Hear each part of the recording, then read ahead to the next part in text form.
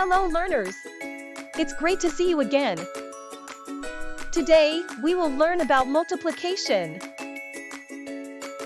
Let's look at this plate of pears. It has 2 pears. Let's add a few more plates of pears.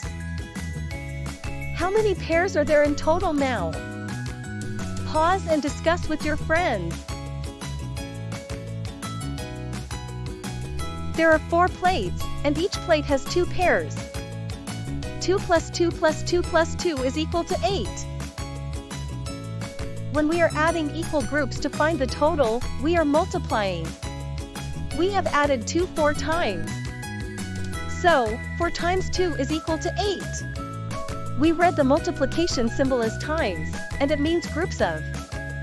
4 groups of 2 is equal to 8. When we multiply the number of equal groups with the number in each group, we get the total. 8 is the product of 4 and 2.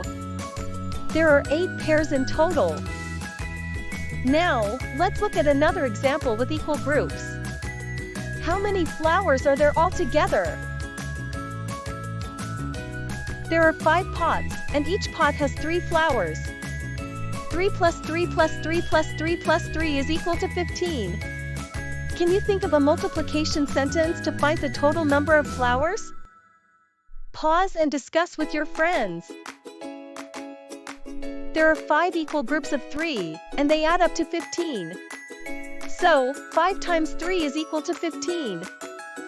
There are 15 flowers in total.